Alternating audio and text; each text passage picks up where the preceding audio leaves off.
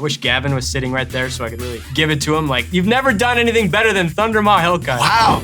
I'm like, nah, Sam took me around. We had pasta. Yeah, that's right. And it was great. Sure. Right? Isn't that the saying? Or Yeah. bathe in the same pond? You can't bathe more than once. We're Magic players. Come on.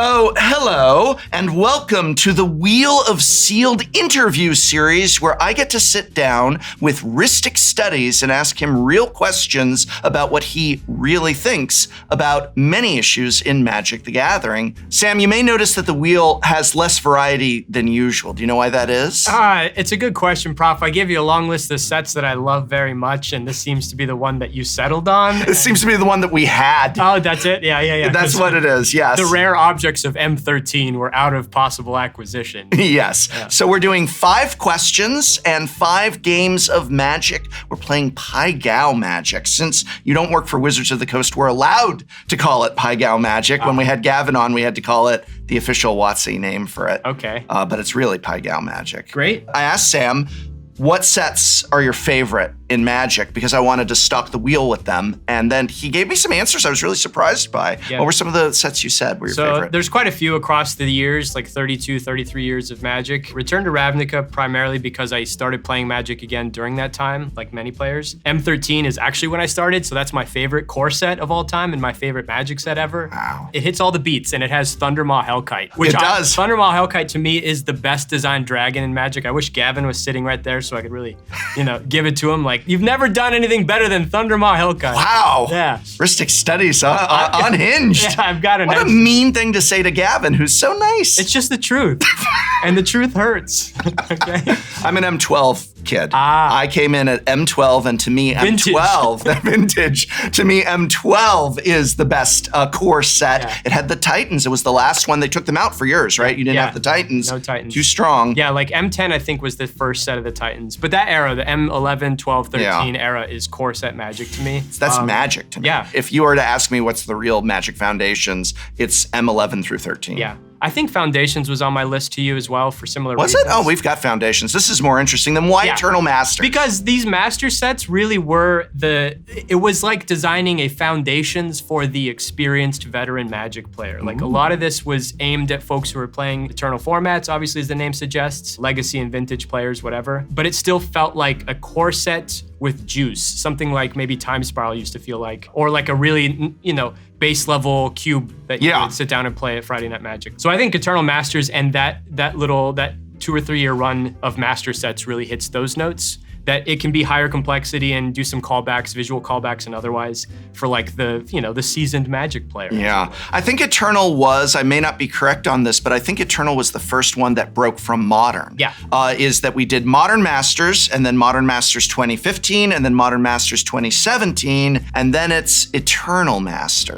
Yeah. And it was an interesting mix of cards for even interest to Legacy players, but also Commander players all wrapped up in one. It was a hot set. Yeah. What card would you want to open? I think it's funny seeing Deathrite because Deathrite is such a staple before it was banned kind of card. That was one of the hot topic cards. I think the fetch lands were also printed in this set, if I'm not mistaken. You are mistaken. Okay, so yes, they weren't. They were not. But there were. This was. But if only now there's a video of me complaining to Gavin. Yeah. And doing what you were doing about if Gavin were here, the fact that it did not have the fetch lands and yet was Eternal Masters. Yeah. Well, I think that the Masters sets at that time too were kind of the only outlet to print fetch lands because Standard still had this aura of that's too powerful for Standard type of vibe to it. Modern Masters 2017 maybe had the fetch lands. That's the one. Yeah. That was the only one of that era where they did that. They really kept them under lock and key. Yep.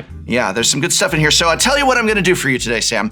Even though prices have changed, I am going to only charge you what the MSRP was on these at the time. It was really high. I was very angry that even a Eternal set designed with Legacy and Commander players in mind would be as high as MSRP $9.99 a pack. Oh. But I'm gonna charge you only $9.99 for your spin of the wheel, and then we each open up our pack, play our game, and whoever wins gets all the cards, so you might double your money, essentially. Amazing. So $10, please. $10. You got $10, or $9.99, yeah. You're shaking me out for all my change? Yeah. I came all the way out here and you're asking money from me? I want 10 of your Patreon dollars. Yeah, $10. Okay, I'll Venmo it. You'll Venmo me. I'm not on Venmo. Okay, we'll work it out. I'll write you a check. Right there. Actually, that's a language I can understand. Yeah. That's a language I can understand. Should we spin the wheel? Spin the wheel. Let's see which pack you get. Spin the motherfucking wheel? Whoa!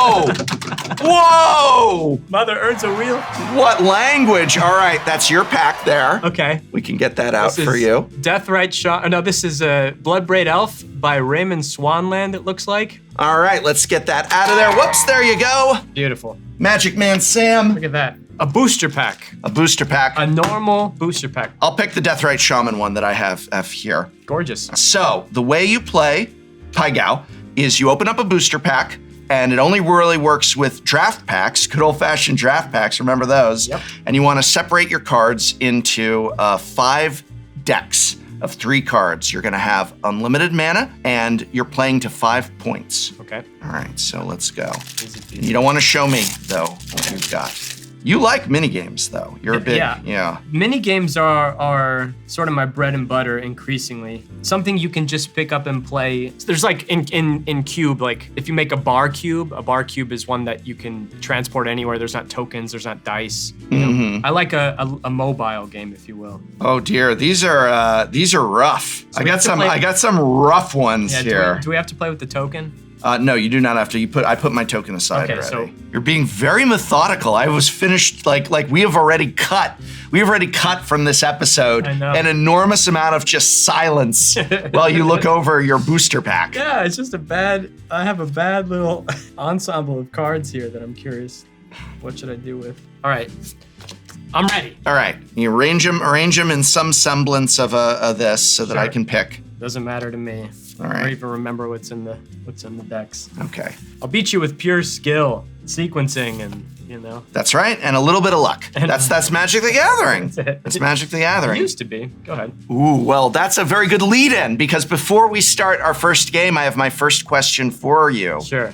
What do you think of Universes Beyond? You're gonna have to be more specific because that question is so wide-reaching and obviously loaded in some ways. But do you have anything specific? I mean, can I ask? I guess a double-pronged question. Yeah. And the double prong is: do you like Universes Beyond? Do you like that Universes Beyond is a part of Magic the Gathering and probably the most important? It's the only thing that Commander was eclipsed by in terms of what this game is. And do you think it is good for the game? So, because I could see you saying, no, I don't like Universes Beyond, but I think it's good for the game. Or I could see you saying, I love it, but it's, there we go. Yeah. Or any combination therein. So, do you like Universes Beyond, and do you think it's good for the game? I don't like Universes Beyond. I haven't liked it even when it does make a lot of sense. I think a lot of the justification and positioning about UB ends up reflecting people's preferences, aesthetic preferences, or gameplay preferences, or even like somewhat nostalgic preferences, or ideas about what a game can and should be, incorporating other, let's say, IPs. One element I don't like about Universes Beyond is that it ends up that we start talking about businesses more than the game itself. Yeah. So we start using words like franchise and IP, and we start thinking about Hasbro and quarterly earnings and suits and private equity. All of that starts to contaminate like what I think I love most about the game. A lot of what I write about for the channel is still what I love most about the game. The people that play it, the artists that make art for it, the community and culture that grows around it. And I think UB spoils a lot of those conversations precisely because it ends up devolving into like talking about businesses and contracts. And I mean, you made a video talking about Spider-Man, and so much of that was that we couldn't digitize Spider-Man because potentially there was a line in a contract somewhere that wasn't foreseen. So I think it really quickly moves into not talking about a game and start talking about businesses. And a lot of those businesses are really like, especially Marvel, which to me has overstayed its welcome in the cultural zeitgeist by 10 years at least. Like, Hey, Avengers was an amazing movie. Do you know how much money that movie made in 2012? Exactly. And here See? we are. We're talking about money and businesses and sales and all that, you know? But I noticed that too. Obviously, it's a business. Obviously, Magic is a business. I mean, this channel is a business, and I do look at views on a video, but it's not the only thing I look at. Yeah. And I really hate that with Magic, and I have been playing since before Universes Beyond, and it feels like with Universes Beyond, the conversation shifted to where Wizards of the Coast seems to be measuring success almost entirely by just the set sold and made a lot of money. Yeah. And that could mean a lot of things, because an unpopular set could have been bought up by speculators, and Wizards just goes, wow, we sold it. And it's like, well, but to who? And what did they do with it is another question. And that's one of my big concerns is, shouldn't we be measuring this game's success by, yes, I mean, we do need to make money, but also the quality of the game, the cards, the gameplay, fostering community. Where are we going to measure success by? This was the set that got the most people into their local game stores to play in groups and meet people and form play groups in their houses. I never hear that talked about. And yet there was a time where there were programs in game stores, like League is a big example, when Wizards supported and gave prize support for in-store leagues to get people into game stores playing. And now it's, there's a product coming home that's called Just Draft at Home, not at your LGS. Yeah, I think UB, when it's done really well, I think Final Fantasy was a bit of a reconciliation for me this year, where I looked at Final Fantasy from the outside in and didn't know that it had such a devout following. There's so many parallels between Magic and Final Fantasy. You know, it's a game that's been around for 35 years. There's a huge following. People are devout to the series. They have their qualms like we do about what Final Fantasy is and should be. Sure. You know, it spans generations. There's too many parallels. And like Final Fantasy took 5 years to make, and it shows. Like even the most hardcore of Magic players loved the draft environment because there was so much time and care put into the mechanics.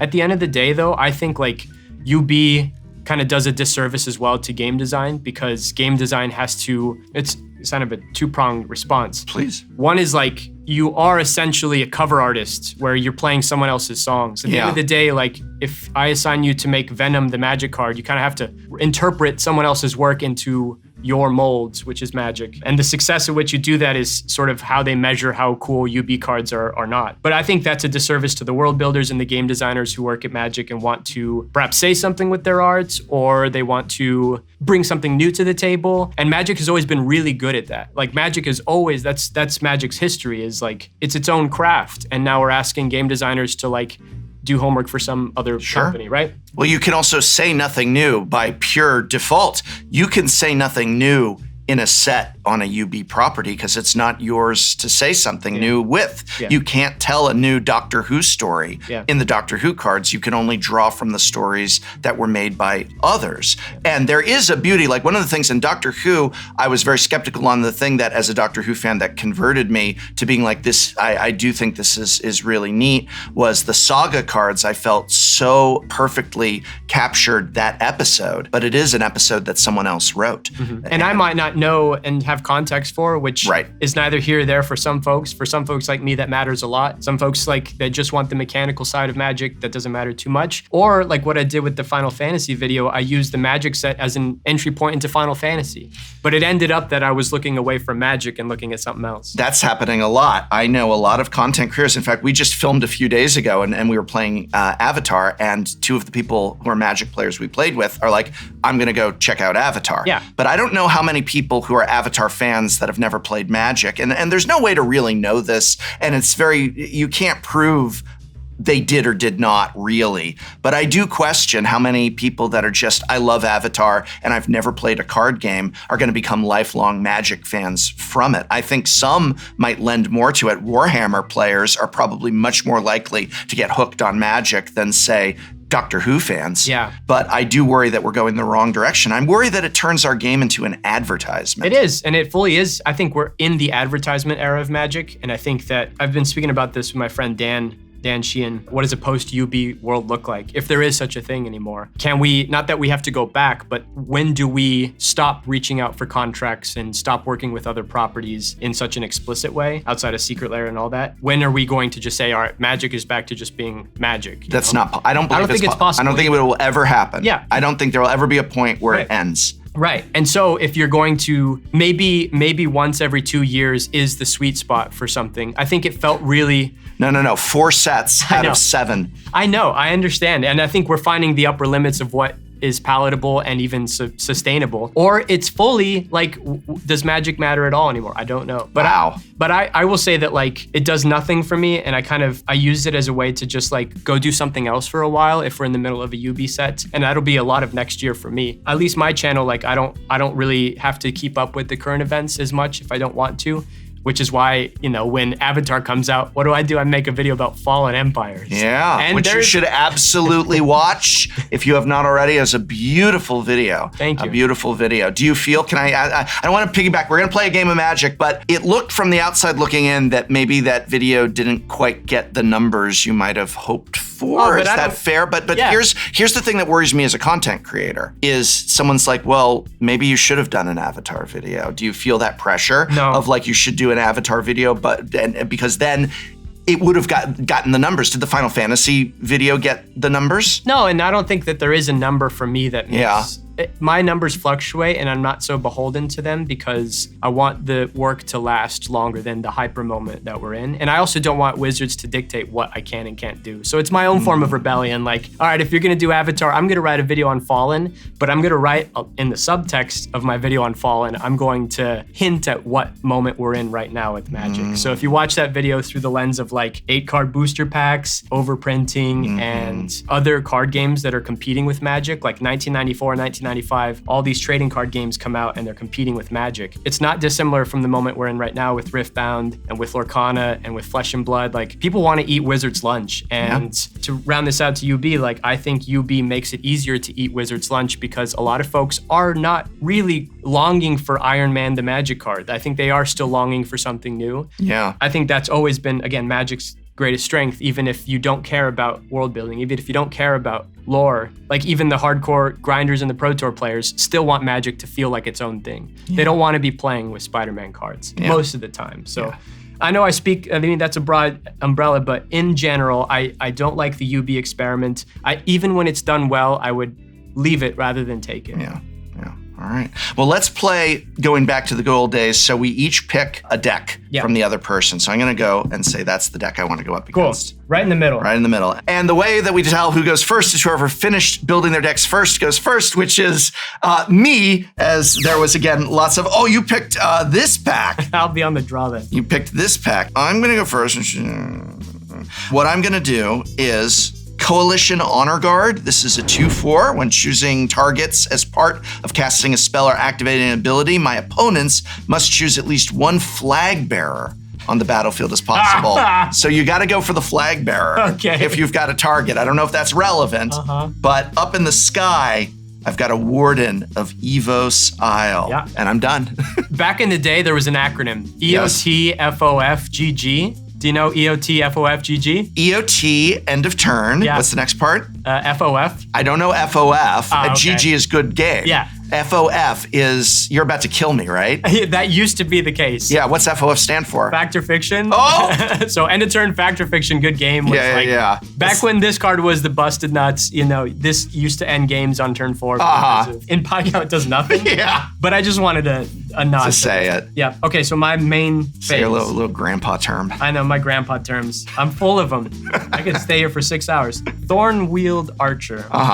Thorn-Veld Archer. 2/1 reach, death touch. Ooh, that's really good. That's very good. Pretty against your 2/1 flyer. And then, I shouldn't have done this. How funny. Plague Witch. 1/1. I can discard a card. Target creature gets -1/-1 until end of turn. You can put it back in your hand. No. No? Doesn't matter. All right. Doesn't matter. Well, it definitely doesn't matter because the card that I'm going to play here is some Faith's Fetters. Oh, good night. Okay. Enchanted creature can't attack or block. Its activated abilities can't be activated. And I gain 4 life, so I'm up to 9. You're going to have to do me 9. I can't. You can't, yes. I can't deal with this. Yeah. All right. And then I, of course. You kill me. Yes, okay. Good game. Okay, good game. All right. We're going to put all these Keep them all over here. This is the winner pile over here. Yep. We touched on content a bit, and I want to ask, did you know that there is a more valuable card than Black Lotus? God. I'm joking. That drives me insane. That's why I asked it. I know. I flew you out here, my dear friend, just to drive you insane. That's good. Well, that's usually my job when I come out here is to drive you insane. So finally, you get to deliver it back to me. Yeah. What's the question in this? Or is that just that was a joke, but for those watching who may not know, what is the short of why that question drives you insane? Like, where do you encounter that, and why is it driving you insane? I made a documentary about the history of Black Lotus and why it's so expensive, why it's so valuable. I think I made it in 2018, summer of 2018. That was right before like Secret Lair and UB kind of upped the collector's market of Magic. Mm-hmm. And obviously everyone knows like the first big modern legal UB set was Tales of Middle-earth, the Lord of the Rings set. Wizards did a gimmick. They printed a card called the One Ring. It was a serialized One Ring. Yep. There was one of them in the world. And basically, like, if you've seen Willy Wonka and the Chocolate Factory, it turns Magic into Willy Wonka and the Chocolate Factory for a month and a half. A guy in Toronto, I believe, in Canada, finds it just like a normal Magic player, finds it in a booster pack. Emails me. Emails you. I think he's a liar, and I make fun of him to my staff. Awesome. Yep. No, I don't make fun of him, but I go like, you believe someone's trying to trick me with this? Look at this crappy video that's so fake. Yeah, and I detested this as an experiment. I thought it was only going to lead to bad behavior or like what you think, like you get suspicious of people. I hated the incentives. Anyway, that's another rant, but like Posty ends up finding it, buying it for $2 million from this guy, makes this guy's life better, obviously. That's great. Materially better. And now Posty owns the One ring. Right. I hated the gimmick. I hated the marketing stunt. I hated everything it represented. And then the irony on top of it is like, what is Lord of the Rings about? Like, what isn't this the whole premise of this is this only leads to corruption and bad behavior. So my solution was always just take that ring and throw it in the volcano and like really do a Hobbit about it. So we gotta Let's do a Hobbit about it. You know, you gotta do a Hobbit about it and then go back home and eat bread and dance with Rosie and get married, have kids, right? That's the good life. So now the One ring, what drives me insane to tie this back to the Black Lotus video is like the story of the Black Lotus is really about a phenomenon in gaming and how seemingly an innocuous card can command price tags of now maybe $800K or $1 million. Like, why does that happen? The beginning of the Black Lotus video shows a lot of other subcultures and niches where that has happened. It's happened in stamp collecting, collectible shoes, it happens in collectible cards. We just have this tendency to put outrageous price tags on these Veblen goods that we find valuable. And there's no rhyme or reason. There's a list of logistical properties as to why that is, but at the end of the day, it's ridiculous that you would pay $1 million for a Magic card, right? I thought you were just annoyed by it because everyone just posted on your video. Did you realize that the Black Lotus is... this is like, we just got a whole answer here. We're gonna have to play another game because I just thought it was funny because you said to me, God, every day people are posting on my Black Lotus video, did you know Black Lotus isn't the most valuable card anymore? And it's like, yeah, I know, the video came out 7 years ago. That's it. That's the story. No, that's the joke. Because, did you remember I prefaced this with be short about it? No. Be short about it? You can't ask me to be short about it. I give dissertation answers. That's my whole shtick.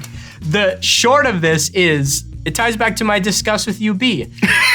The serialized One ring is artificially an expensive Magic card because Wizards determined it was artificially expensive, and all of us played around with it being artificially expensive. The Black Lotus has heritage and it has meaning in the game, regardless of its price tag. There's reasons, tangible reasons, why owning a Lotus should matter. And so I disqualify the $2 million Magic card as being the most expensive. Yeah. Because that price can just shift the next time they want to do some gimmick like this. Yeah. And only the richest people can put money like that to own it as just some random collectible. Yeah. The Lotus is like a lot of the history of Magic. It is the icon of an entire gaming phenomenon, and the One Ring to me is just marketing. I agree completely. There you are. I agree completely. All right, well, there's my question. Apparently, I'll pick that deck. All right, there you go. All right. I'm gonna win this one. We'll do a bonus question. It is my turn. All right. Oh, it is your turn. Yeah. Okay. Oh, good luck. This is a good one. All right, ready? Got a good one. Yeah, let's see it. Giant Tortoise. Oh! So 1/1, it gets +0/+3 as long as it's untapped. Wait. Squadron Hawk. It's a 1/1 flyer. When it enters, I can search for more Squadron Hawks. This was part of the first deck that got banned in Standard. Yeah. This was a huge moment in Standard. Wasn't it Kibler's fault? Blame Kibler, yeah. I think it was Kibler's fault. I wonder if it was. I don't think he was part of the Stoneblade deck, but... I could have sworn that was him. Then lastly... No, that's it. Your turn. Oh, then lastly. Well, first of all, I'm gonna start by making your job more difficult for you. Okay. I'm gonna do that by gaining a life. So you Okay. gotta now do me 6. Sure. All right. Then I'm gonna go ahead and I'm gonna play this Shoreline Ranger. It's a 3/4 flying. Wow. Wow. Yeah, wow, indeed. You don't want to cycle that instead? I don't want to cycle it, no. All right. And then I'm just gonna pass the turn myself. I'm just gonna hang on to this little tasty treat. Good night. Wow, this is awful. Your go. It's my go. Yeah. I'm gonna see what you do about it. What do you do when I attack with my 3/4? No blocks. No blocks. Yeah. All right, 3/4 hits. All right, I'm at 2. All right. My go. Yeah. Let's see it. Give this guy +2/+2 and can't block. When it's put into the graveyard from the battlefield, return it to its owner's hand. Oh. Undying Rage. It doesn't die. All right, that's good. All right, so this is a 3/3 when I attack with it. So I'll hit you for 3 on the ground. You're not swinging with the hawk? No. Because if you didn't have that hawk, I'd just win next Correct. turn. All right. Yeah. I take 3. All right, so you're at 3. All I'm right. at 2. You're at 2. All right. You have a kill spell? Yeah, I do. I'm No! going to destroy target non-elf. Okay. I almost Giant jumped. tortoise? I You almost jumped at at the tortoise, but I'm like, that's funnier. This way. Ah. I could have won a lot of ways, but course. I thought right. I'd win that way. All right, that's 2 me. Wait, you didn't attack. You scooped. That's some Tournament old rules. school trickery. Yeah, tournament That's rules. some old school trickery. Very well. All right. Very well. All right, can I get to what I intended my second question to be? And now on to question you. 3. I burned through a whole question just trying to annoy you. Of course, and I annoyed you in return. There so you who go. won? There we go. I think that the majority of Magic players, first of all, I just think that all Magic players, if they were asked who is the greatest Magic the Gathering content creator, they're going to say you, or possibly you and our friend Spice 8 Rack. And I actually think there have been multiple, I've sent them to you, Reddit threads where someone just says who's the best Magic content creator. And it's every comment is Rhystic Studies, Spice 8 Rack, Rhystic Studies, and Spice 8 Rack. That's a truth. I want you to accept that into you about the work that you do. You may not be the most frequent creator. Nope.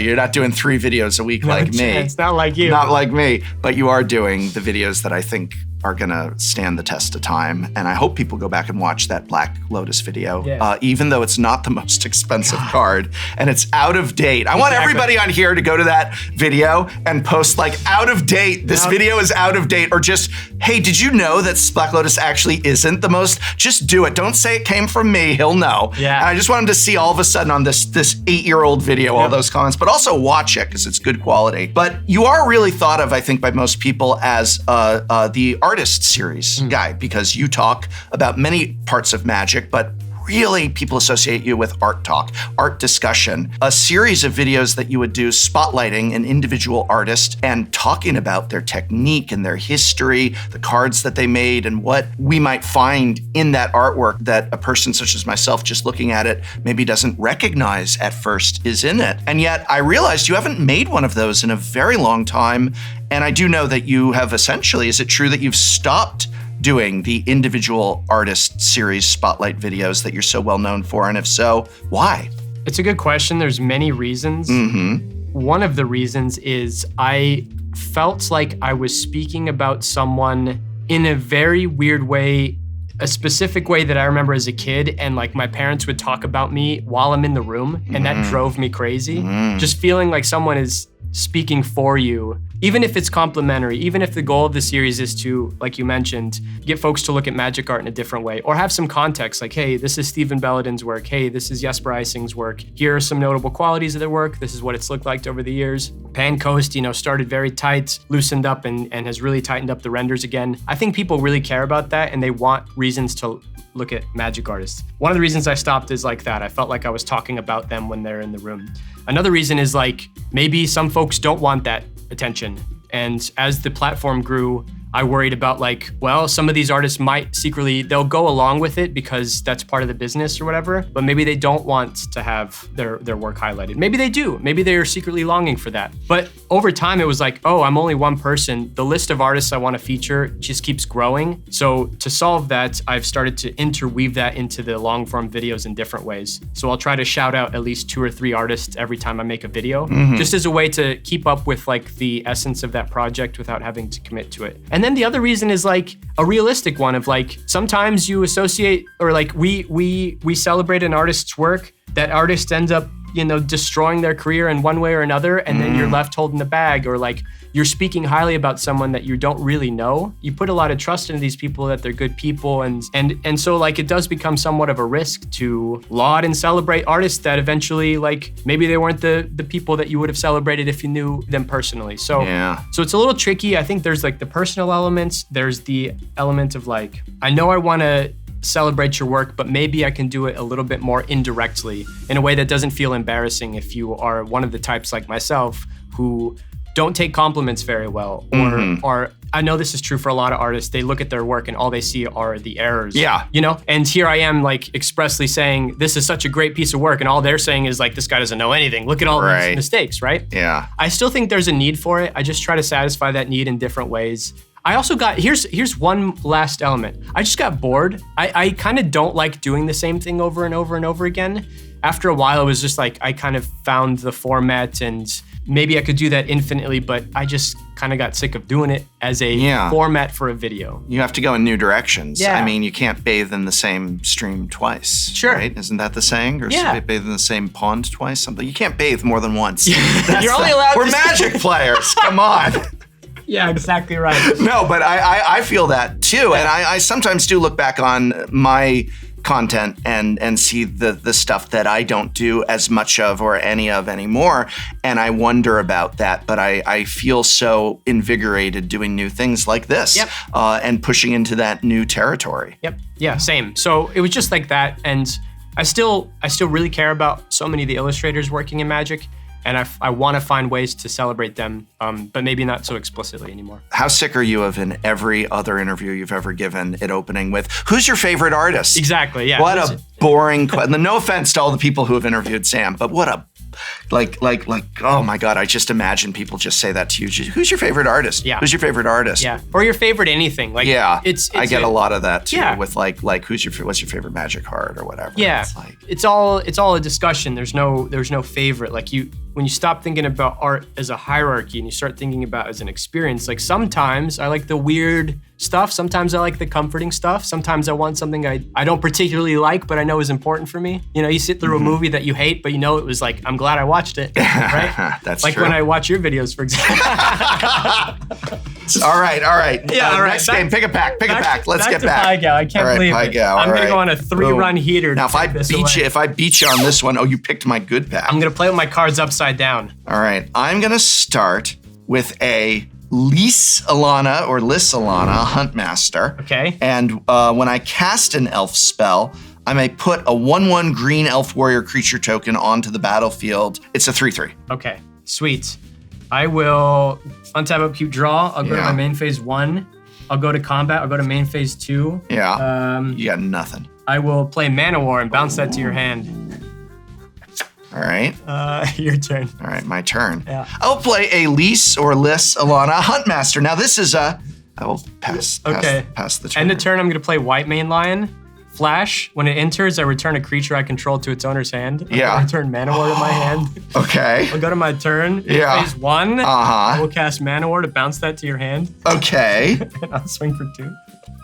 With the creature it has haste? No, this was last turn. That was last turn? Yeah. This was Flash. It was the end of your turn. You did it at the end of my, I didn't hear the end of my turn. Yeah, EOT. I totally, EOT. It has Flash. Wow, I'm at 3. Oh my God, you're gonna win this one. Your turn. All right. Lys Alana Huntmaster, and I'm just holding on to it, but I'll just do it now to just put some fear into you. Orcish Oriflamme. Yep. This is a classic. That's right. Is that Fallen Empires? No, that's... No, I don't know when it was printed first, but the Modern Horizons 1 quoted the Sarpadian Empires from Fallen Empire. Show me, editor, the original printing of it, and then say the set name in case they don't recognize the symbol. If they're showing Fallen Empires, then you lose the rights to that Fallen Empires It sounds good. I guarantee you it's not there, and also it's way too good of a card to be Fallen. So pass. All right, untap, upkeep, draw. I'm gonna play. I swear to God. Seismic Stump. Creatures without flying can't block this turn.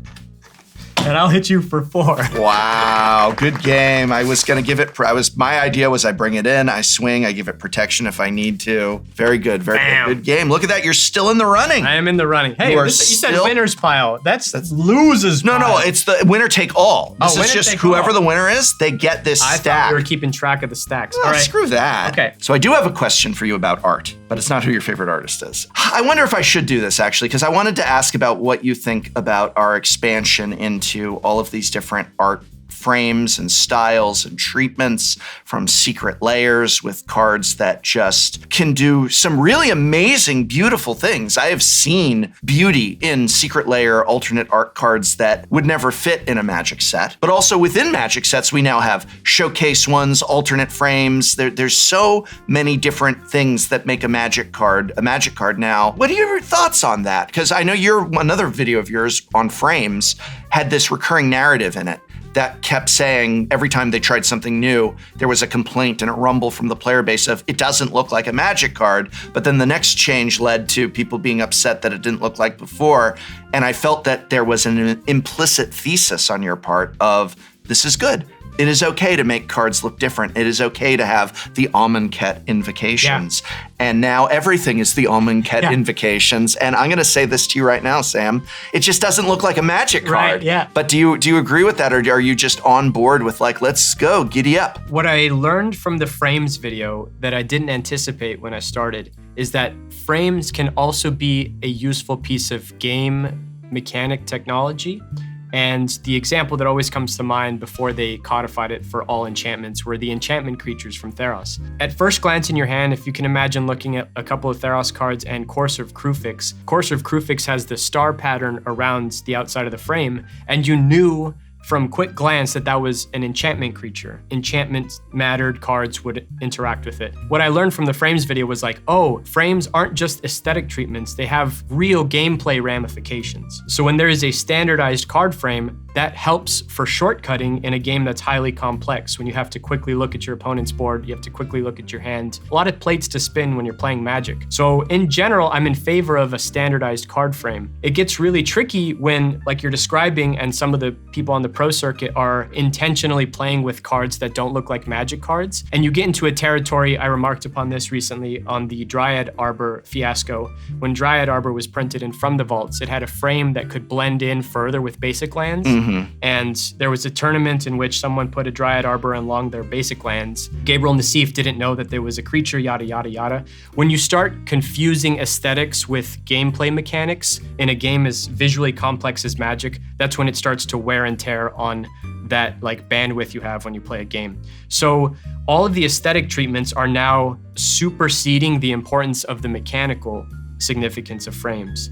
And that's also what gets to be at the cultural level, we don't have the same frame of reference for these cards anymore. Yeah. Like my favorite version of, let's say, Days is not going to be the same as yours, and I might not even recognize yours. Yeah. So there's no sense of like mutual celebration when you play a Days that we both agreed was the coolest Days. Your Days might be more expensive on the secondary market, might be valuable to you for whatever reason. All of this to say is like it's really individualizing everyone's play experience in a game that's built around gathering and communion. That all to say, like, I think all the experiments are fun. The caveat to this is March of the Machine. March of the Machine found a way to tie together narrative and world building with the aesthetic qualities of frames. They had done this awesome arc through 2.5 years of Magic sets where every set had this really cool fancy frame. If you think of the Kaldheim frames, think of the Innistrad Midnight Hunt frames. And then in March of the Machine, a set that's communicating an invasion to all these planes, we could visually see when we open up a pack the mechanical markers from each world because they were reflected on the aesthetic on the frames. So I thought that was such a home run of marrying this experiment of bringing in a bunch of different frames with the gameplay and mechanics of Magic. However, the risk is over time, you do that too much and everything is nothing. Like there's no reference point and no shared, what I used the metaphor in my, in a more recent video on foils was a mountain. Like when you got to the top of the mountain and you blinged out your brainstorms because you got foil Mercadian Masks brainstorms, we could all say like, ooh, those are the brainstorms. Yeah. And now there's 10,000 different types of brainstorms. So there's no sense of like mutual joy when you have the coolest ones because there's no such thing as the coolest ones. And some people might care about that, some people not, but when everything is special, nothing is. Exactly. And I do think, like you say, well, look, if you love the art, for you personalized, you can get it and put it in your deck, and that's really cool. And that can be an expressive act by showing that deck off to your friends. It's like, I got all the cards that had this type of art, or this type of art just speaks to me because of my personal history. And that's awesome. I would never negate that. But what it does get to is, cool, but whatever. It doesn't mean anything to me. And there are now 20 lightning bolts, as opposed to, well, we used this one art of lightning bolt for a very long time, and then it got updated here, and then we always used that art of lightning bolt. And now there's 20 lightning bolts, so whatever. It just doesn't mean anything. What does a lightning bolt look like? Looks like whatever. What does this character look like? I get with that too, where it's like you would have a character drawn by an artist, and then maybe even if a different artist approached that character, they would still be bringing in those impressions of that character so that it was recognizable. But now you can have whoever look like whatever. So what do they look like? It looks like whatever you want. This one, they're a little cherub. This one, they're an actual overdrawn horror monster demon. It doesn't really matter anymore. There's no iconography to it. And on a more practical note, one of the great things about card art being iconic is that you could play with someone who doesn't speak your language. And if you know now this is also when you're playing with 60 card decks where you know what likely their cards are, and you go, I know that is a lightning bolt, even though it is in French or Italian. You and I were talking about how much we really want to go to Italy for Paupergeddon to play Pauper, and I was expressing to you my own nervousness about when I don't speak the language. But of course, the nervousness never included, well, I wouldn't know what the cards do, because with these days, maybe a little bit more, but old cards with classic art, it's like it might be in Italian, but I know that's a lightning bolt. I will say, as a quick anecdote, when Magic went to Italy for the first time, Italian was the first language it was translated into. Interesting. And when they went to Luca Comics and Games in 1994, there was a small contingent of tabletop game enthusiasts who wanted to translate Magic because they knew it was going to be successful. So they like ardently were like, we're going to translate it into Italian. Long story short, Wizards flies out to Lucca, Italy, and they are stunned that they can do exactly what you just described. Yeah. They can sit down with a bunch of young Italian players and not know Italian at all. I'm thinking of Peter Adkison, the former CEO, and John Jordan specifically. John Jordan sat and he had this wonderful write-up in the Duelist issue 4 about how he was stunned. He didn't speak Italian and he could sit down and play against others just with the cards, without the language. Yeah. That's always going to be compromised when you have 10 different lightning bolts, unfortunately. So that's the microcosm of like, is this going to be a game? Is this going to be a collector's item? How much are we going to forfeit on the game side to assure that it's a collectible? And in general, both you and I are like, I love when it's a game because the game brings people together. When you're collecting, it tends to separate folks and to isolate them into little silos, you know? Yeah. So I'm always positioning toward the game first, as you are too. Yeah, absolutely. All right. Oh, this is it. This is your win. Is it? I don't believe it's possible for me to win with this. Awesome. So yeah, it is possible, but you'd have to be very bad.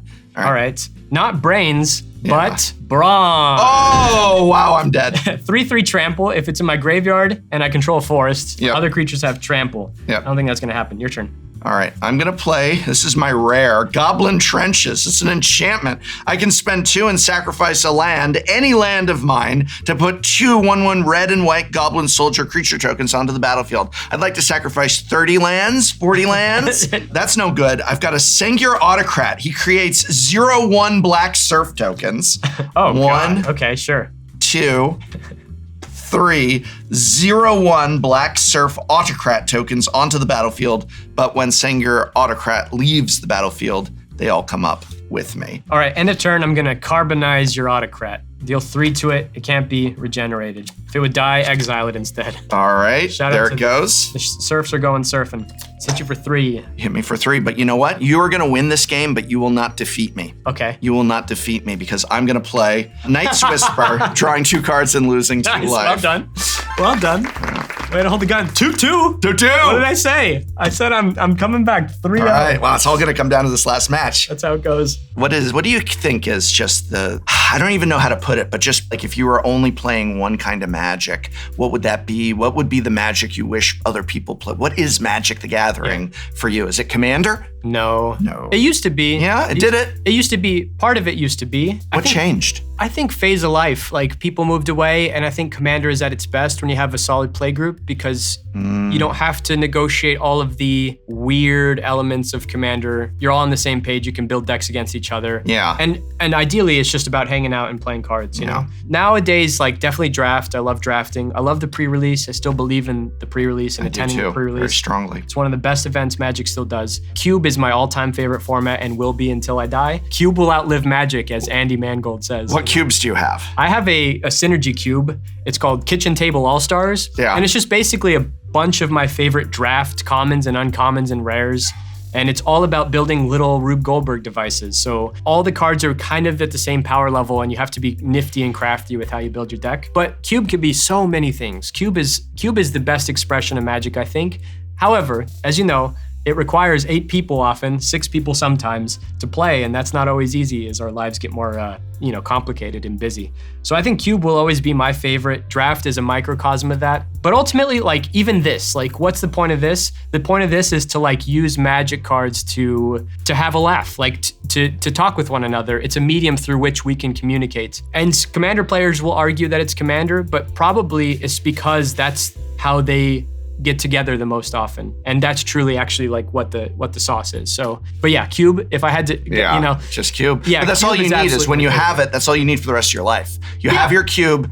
That's it. Like unless you get bored with the Cube, you never need to. You can update it, but you don't have to update your Cube. Yep. We did a video on, I think it was only about $100. Our Foundations Cube. Yep. But you can. I love that yours isn't like a vintage Cube or a power Cube. No, it's supposed to be simple, and I kind of like the promise of Cube is that one person supplies. It's a bit like hosting. It's like, come over, I'm gonna supply the food, I'll cook you all a dinner. And I hope the point of getting together is to have a dinner and have a laugh and share some stories. And that's what Cube feels like to me. You'll cook me a dinner and I'll get to play your Cube? Come on down. You'll cook me a dinner. Absolutely. What would you like? Wow. I can make you some pasta. Make some pasta. When I went to go visit him recently in Austin, it was so funny because it was one of the few, I haven't been to Texas much, but I got back from Texas and everyone said, how was the food? Because they know I'm a big food. I go, this is delicious. I ate so much pasta. And they're like, you ate so much pasta in Texas? And everyone else knows I'm a big steak guy. I love steak. And they're like, we thought you'd be good to steak. I'm like, nah, Sam took me around. We had pasta. Yeah, that's right. And it was great. Yeah. We had pasta and I think we had like French breakfast, like Cajun breakfast or something. Right. It was good. That was a good place. It was good, huh? No, we have good food. The barbecue's great, but I don't know. We're off topic. We're off topic. I'll cook you some food, right? We've got better barbecue here in Portland. Oh, easy. Wow. Wowza. All right, that's for you. All right. Game, set, and match. Oh, this is my winning one. This is my losing one. Awesome. I had 2 losing ones. That's your winning one for real? I don't know. It's a tricky one. All right. You're first. All right. Well, I'm definitely not going to play Faithless Looting. No, don't. That'd be sick, though. That'd be sick. I'm not playing Faithless Looting. I'm going to play Wirewood Symbiote. I can return an elf I control to its owner's hand to untap target creature. Pass turn. It's a 1/1. Okay. I got you on a 5-turn clock. First main phase, I'm gonna play Nausea. All creatures get -1/-1 until end of turn. It's fine. I'm not scooping yet. Nope. And then I'm gonna play Navineral's Disc. It enters tapped. All right. And then I'm gonna pass to you. All right. I'm gonna animate dead my Wirewood Symbiote.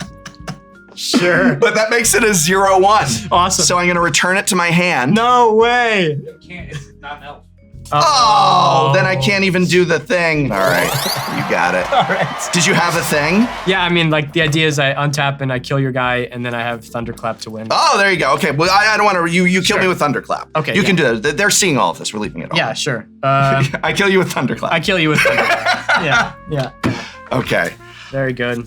You stole it. I did it. You did it. You did a good game there. But I still have a question for you. Yes. Still have a question for you. But you stole a question from me. So do you have a question you want to ask me? All right, Prof. I've been thinking about this for a while. You have. What is your favorite Magic card? Just kidding.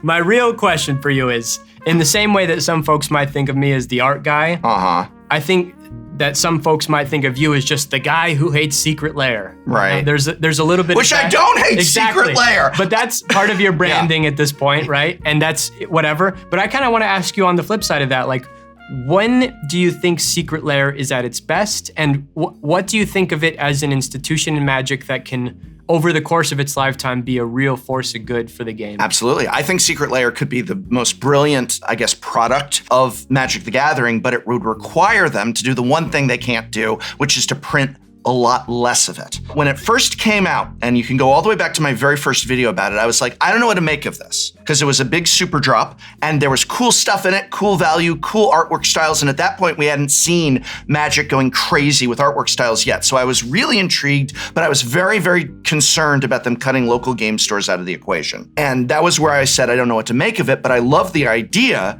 that they could offer. In that case, they had Bitter Blossom reprinted for a little bit less than it was costing on the secondary market. And it also came with special tokens and some other stuff. And I was like, this is a good thing. This allows them to get around that like maybe you can't put Bitter Blossom in a standard set, but we can offer it in a secret layer. We can offer it in special art. And I thought that's got a lot of value, but I'm concerned about cutting out local game stores.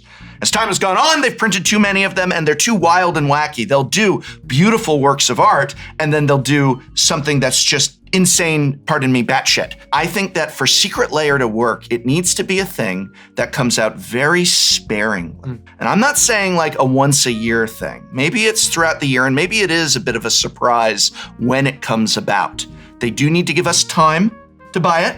They need to let us think about it. They do need to print to demand so that it doesn't sell out and you're not in a waiting line where if, oh, I've got work at 9 a.m, I'm not gonna be able to get this. That's baloney. But they need to try and make it a quality product where they're saying we are specifically looking to have artwork that we're proud of. Artwork that we think is becoming of Magic the Gathering, not, oh, well, let's do crazy kooky crap that most people would hate, but some people will think is funny and we can throw it in there. Let's use this as an opportunity. We could never have The Office standard set, so we'll do Dwight Schrute Secret Lair and like, stop. Have some dignity. It is an opportunity for you to introduce individualized Magic cards, but they should still be few and far between so that it is special. And if there aren't 20 lightning bolts, but there really are 3 lightning bolts, and then there's that one, only one, secret special layer that comes out where it's the lightning bolt that we got of, let's just say, you know, maybe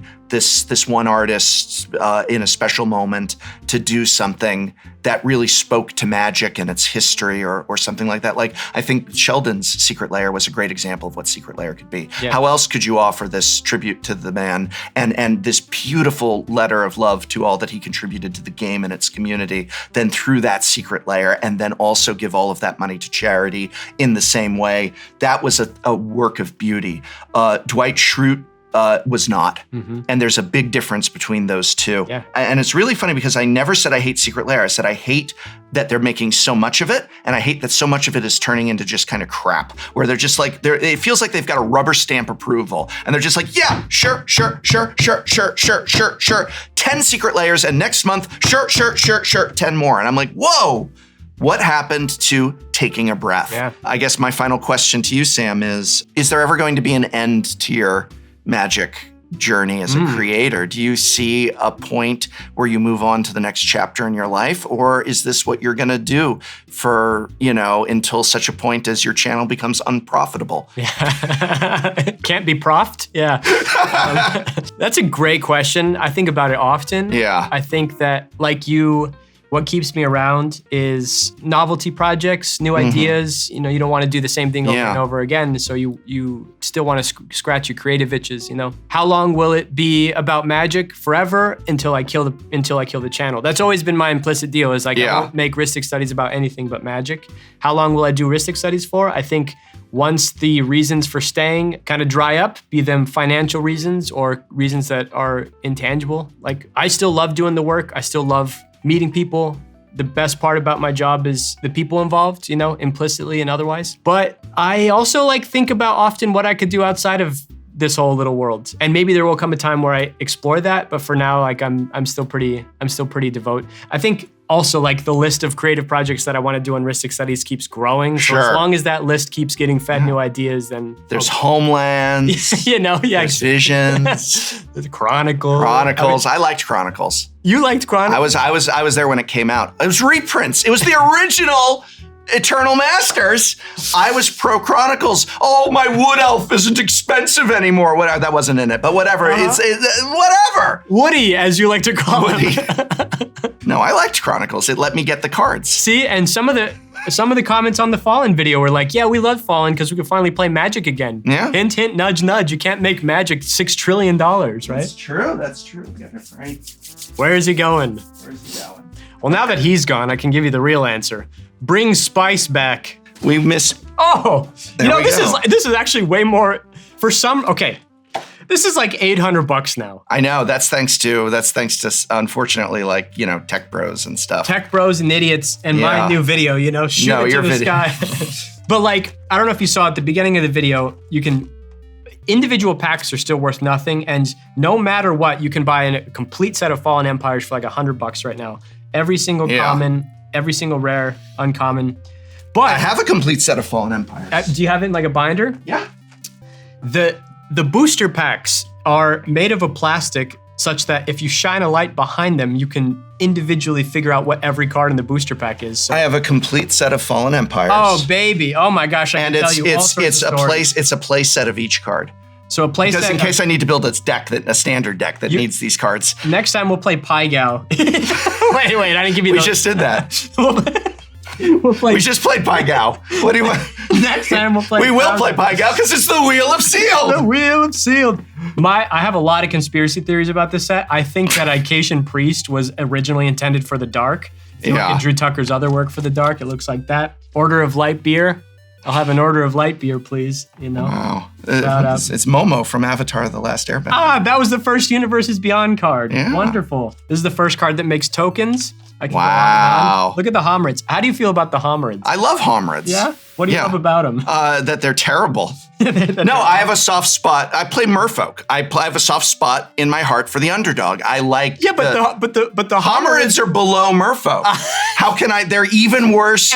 They're even worse than Merfolk. Yeah, but they conquered Vidalia. They killed all the Vidalians. How? Look at How? that. They're just territorial monsters. So they killed all the Merfolk. That's the world building here. There we go. Sea Singer. I could go on and The on. artwork on that is maybe some of my favorite artwork in Magic. Quentin Hoover, one of the greatest And to do it. And What else you got? and I have. Tidal Influence. Armor Thrall. These things grow armor for the soldiers. That's the idea. I have that artwork framed. It's not the Awesome. it's not the original. I was gonna for God's say. sake. Wow. But yeah. So cool. So good. Yeah. And especially It's like a print. Yeah, of course. The Vidalians weren't very codified, like some of the videos about that, how everyone kind of did their own version of a merfolk. This was before like Magic had a visual identity, and this could be printed in 7th edition, it could be printed in M12. But I think this is the visual identity of Magic, and I think that you cannot remember 90% of the artworks of cards from the sets that come out. There is no individualized, card like there once was, but every card was an individual. You really did resonate. And maybe it is because they were different. Maybe it is because the artist went in a different direction. Maybe it's that there wasn't 8,000 of them a year and you could actually savor that flavor and remember them. But I feel that cards had so much more resonance, and I defy the claim that it's just, it's your nostalgia. I do not believe that. Yeah, no, I don't think so either. Basil Thrall. Yeah. Look at this. This is essentially the same color palette as Black Lotus. Yeah. It's by Chris Rush. So especially that background, it's just what he did with like a plastic bag and some green paint. But this is Black Lotus, the creature. I was going to say back in the 90s, everyone had that on a t-shirt. And on a van. And on, like outside of their pizza spot. Yeah. And then this is the most look at that art. Imagine them doing no modern art can compare to that. Yeah, to Necrite. Oh my God, that Cutting the tongue off. freaked me out. This is so like late 80s heavy metal. And Magic kind of has roots in heavy metal. I've talked about that at length as well. Antimatic's one of the best to ever do it as well. I've got my complete set of Homelands and Ice Age if you want to look through that. But thanks for coming out. Well, thank you again. Have it be known, I beat you. Have it be known, you beat me. 3-2. You beat me on the shuffle up and play. I know, how sick was that Mana War and Fleecemane Lion tech? That actually reminds me of Jan, who taught me how to play Magic. He built a deck with Fleecemane Lion and Mana War. Yeah. And it was a blue-white flash deck where you just blink creatures. And so shout out to Jan. Awesome. All right. And anyway. Shout out to our friend Spice, who is far away now and maybe for a while, but you're with us here in heart. Spice, we love you. Go check out Sam's videos. Go check out Spice's videos. You can watch one of mine while you're at it, but, you know. You know. Yeah. Thanks, Prof. Thanks for coming out, Sam.